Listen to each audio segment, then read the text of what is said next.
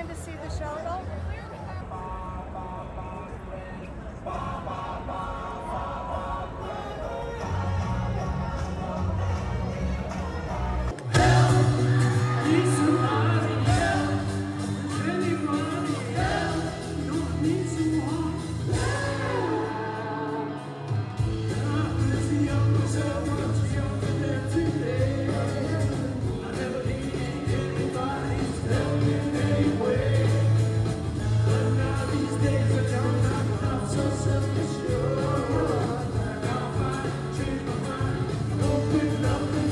So was this just in the wardrobe and you needed a day to bring it out, or? Oh yeah, totally. No, I bought this just about a month. I was told about 2 months before the concert. My dad told me, and he was like, "Hey, if you want to dress up," because I love dressing up. I always love dressing up. I go to conventions dressed up. I do cosplay all the time, and so doing cosplay is really fun. And being told, "Hey, if you want to dress up, do it now," because it takes about a month or two to get here. And so I did some research. I bought this one because I reached out to somebody who makes the costumes for the Beatles tribute bands. They make the costumes, and so I reached out and talked about how much it take to get a hat and how long does it take to get a costume. And they said 3 months to get the costume. Like, that's not enough time because it was July.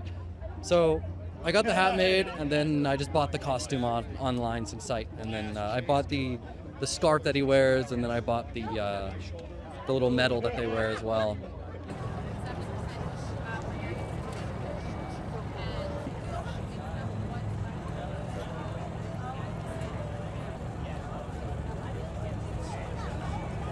My parents don't really listen to, or my dad listened to a lot of older youths.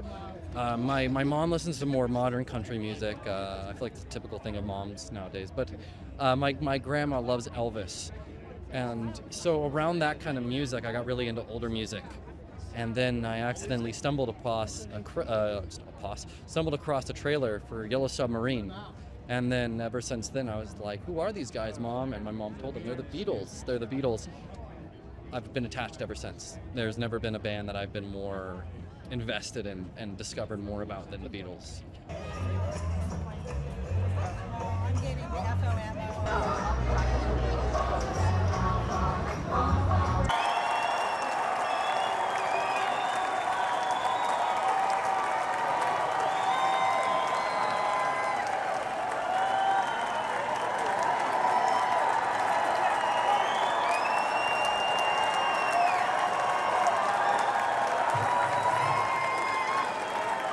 Yeah, he pulls at your heartstrings. You know, that's the thing, is that, and his songs are universal, and they've been around so long. That's why you got so many generations. You know, kids are rediscovering or discovering for the first time as their parents are rediscovering often, you know, the Beatles and the Wings and all of that.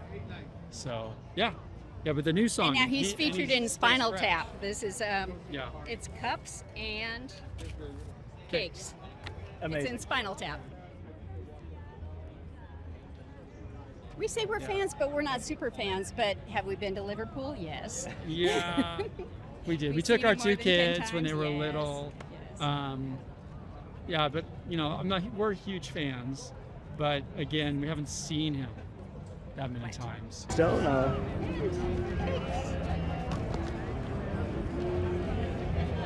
The fun part of it is we were standing around talking to people who have come from all over the world. A guy from Denmark, Colorado, you know, all over. A woman who And- saw him at Candlestick in '66. Yeah. Yeah. She said she was 75. She looked 45. She said, "Well, I'm a Beatles fan, so I have to look young." Yeah, exactly. It's the Right. Beatles magic. Somebody else saw him in 65. It was crazy.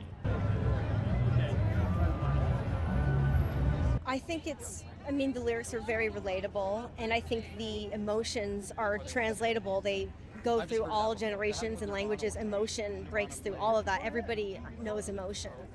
So I think that plays a big part of it. And I know that a lot of people, at least in my age range, I'm 28, were raised on the Beatles by their parents. You know, my parents were in their mid-60s. And I think it just kind of carries over. Hopefully people were raised right. They were shown good music, but yeah. Agree. Your parents did a good job. Yes, they did. And now I'm like, I took it and ran with it. So now I know kind of more than they do about a lot of the stuff. Really? Yep, and I'm a big collector. I have 3 animation cells from the Yellow Submarine, actually. Yep. And then that got me into animation. So I just got a job at an animation studio because that's what I wanted to do because of that movie. So I'm kind of I owe them a lot, kind of my whole life, and yeah, it's crazy. I have my own boyfriend. He's a Beatle because he's from Liverpool, and I met him at the Whiskey A Go Go, seeing someone from the Doors, and just kind of thank music for my whole life is the whole reason I'm here.